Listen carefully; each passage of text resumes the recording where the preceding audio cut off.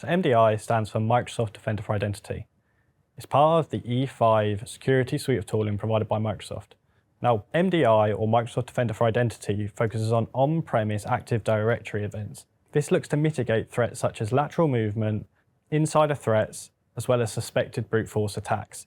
It also is developing capabilities in command and control, and is continuing to mitigate a growing number of threats using built-in AI technology. The short answer is that it complements traditional tooling.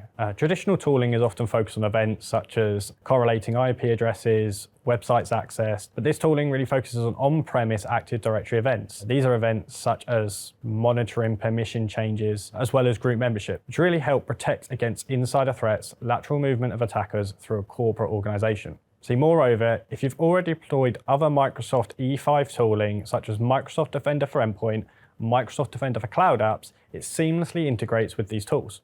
So Microsoft Defender for Identity really helps organizations detect insider threat, lateral movement, and credential access threats.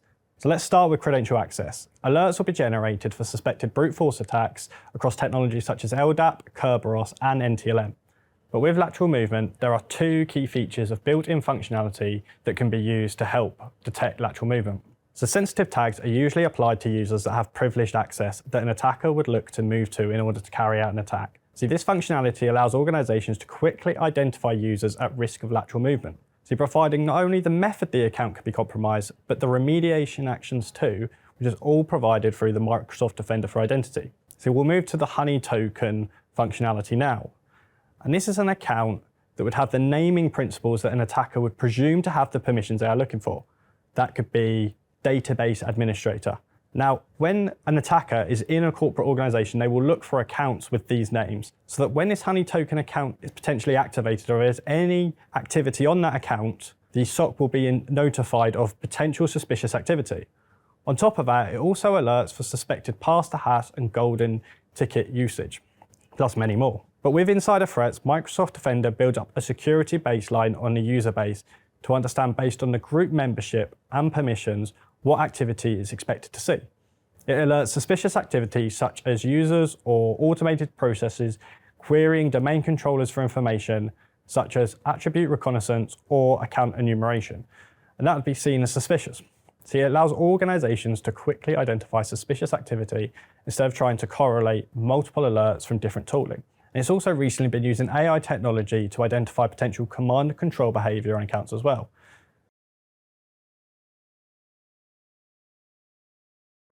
So the short answer is that it complements traditional tooling. Traditional tooling is focused on events such as IP addresses and websites accessed, but this tooling is focused on on-premise Active Directory events. These are events such as monitoring permission changes and group membership, which really helps protect against insider threats, lateral movement of attackers through a corporate organization.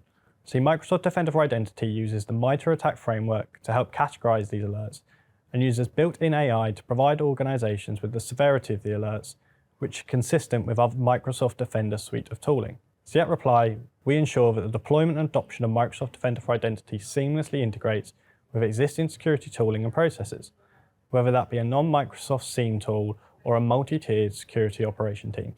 We help organizations ensure that this capability is being used to its fullest, ensuring organizations understand the different alert types and deploying the built-in functionality to suit the organization's needs.